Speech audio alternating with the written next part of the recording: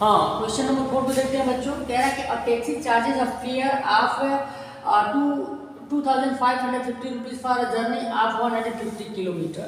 यहाँ तक समझते हैं कि ए टैक्सी चार्ज ऑफ फेयर, कोई टैक्सी है किराया लगाती है इतना रुपया 2550 रुपये फॉर अ जर्नी, किसी यात्रा के लिए आप 150 किलोमीटर 150 किलोमीटर दूरी की यात्रा कराने के लिए, ले जाने के लिए वो टैक्सी वाला 2550 रुपया चार्ज करता है। अब कह रहा है कि how much would it charge for a journey of 124 kilometre. How much मैंने कितना वुड इट चार्ज, वह चार्ज करेगा फॉर अ जर्नी, किसी 124 किलोमीटर एक जर्नी का, 124 किलोमीटर की जर्नी का, 124 किलोमीटर ले जाने का वो कितना रुपया किराया चार्ज करेगा। ठीक है, अब इसको इस तरह से टेबल में लिख लेंगे। फेयर, किसकी बात चली है, ये क्या है, फेयर है, और ये क्या है, यानी कि किलोमीटर है, जर्नी है, चाहे डिस्टेंस भी लिख सकते हैं। ठीक है, तो किलोमीटर जर्नी, किलोमीटर में फेयर हमारा रुपीज में ऐसे लिख देंगे। अब लिखने के बाद इसको हम पहले लिख दिए हैं, थोड़ा सा ऐसा करें, हाँ लिख देंगे। अब इसको कैसे सोचेंगे, अब ये जो दिया है पहले उसको लिखेंगे, यानी कि इसको ऐसे भी सोच सकते हैं 150 किलोमीटर ले जाने का 2550 रुपया ले रहा है वो टैक्सी वाला। तो ऐसे ही 124 किलोमीटर की दूरी अगर ले जा रहा है, उसका रेट वही है जो भी रेट तय किया है। तो वैसे ही 124 किलोमीटर की अगर दूरी यात्रा करवा रहा है, जर्नी करवा रहा है, तो कितना किराया लेगा, तो एक्स किराया लेगा, एक्स मान लेंगे। अब देखो यहाँ पर डायरेक्ट प्रोपोर्शन और इनवर्स प्रोपोर्शन ये दो चीजें हैं। क्योंकि इस चैप्टर में डायरेक्ट प्रोपोर्शन का ही जिक्र दिया है और 12B में इनवर्स प्रोपोर्शन का ही जिक्र दिया है, इसलिए बहुत ज़्यादा दिमाग लगाने की जरूरत तो नहीं पड़ेगी कि डायरेक्ट प्रोपोर्शन ही है कि नहीं, डायरेक्ट प्रोपोर्शन ही है। फिर भी हमें पहचान करने के तरीके जानने चाहिए, क्योंकि कभी कभी डायरेक्ट प्रोपोर्शन और इनवर्स प्रोपोर्शन जो है एक में मिला कर दे देगा, तो हम कैसे पहचानेंगे कि कौन डायरेक्ट है कौन इनवर्स प्रोपोर्शन है। तो मैंने बताया था डायरेक्ट प्रोपोर्शन का क्या स्वभाव होता है कि ये समझो ये एक्स का खाना है, ठीक है ना, और ये समझो ये वाई का खाना है, ठीक है।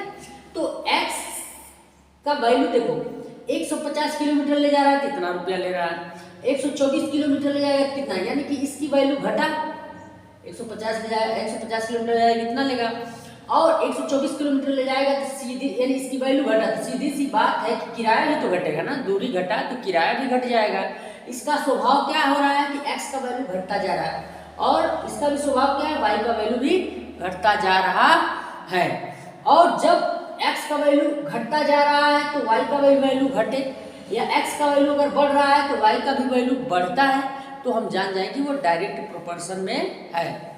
तो यहाँ पर जांच करने की कोई जरूरत ही नहीं, ये क्वेश्चन ही साबित कर दे रहा है कि ये डायरेक्ट प्रोपोर्शन में है। यहाँ पर जांच करने की, पुष्टि करने की कोई जरूरत नहीं है, इतना पता चल गया तो मान लेंगे कि ये एकदम डायरेक्ट प्रोपोर्शन ही है। अब यहाँ लिखेंगे क्या, डायरेक्ट प्रोपोर्शन लिख करके, और जब डायरेक्ट प्रोपोर्शन है तो एक दूसरे के रेशियो के रूप में यानी अट्टे पट्टे के रूप में लिख सकते हैं 2550/150 बराबर x बट्टे 124, ठीक है।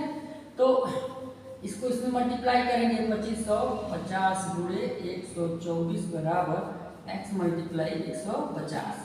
तो x का वैल्यू क्या होगा 2550 गुणे 124 बट्टे 150, ये हो गया। अब इसको फटाक दे, इसको सॉल्व कर देना, काट देना, ऐसे ऐसे कट जाएगा। 5 3 15 हो रहा है, 5 5 25, 5 करने 5 कट जा रहा है, 3 से भी कट जाएगा, 3 चौको 12, नहीं ये नहीं कटेगा, 3 करने 3 7 17 बार में कट जा रहा है, यानी कि हम क्या करेंगे 124 गुणे 17 कर दे रहा है, यानी कि 124 गुणे 17 ऐसे करेंगे, 7 चौको 28, 7 2 14 15 16 और 124 हो जाएगा, 8 10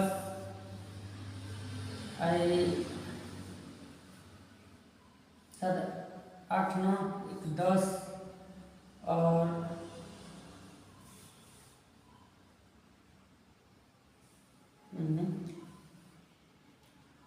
7 चौक 28, 7 दूनी 14,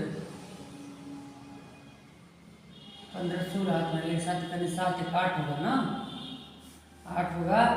तो यहाँ 8 2 10 11 हो जाएगा। ठीक है, यानी कि x का वैल्यू क्या हो गया, 2108 हो गया, x का वैल्यू हो गया।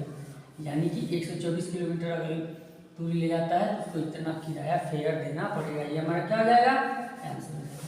ऐसे सारा क्वेश्चन सब लगाते जाना है बस।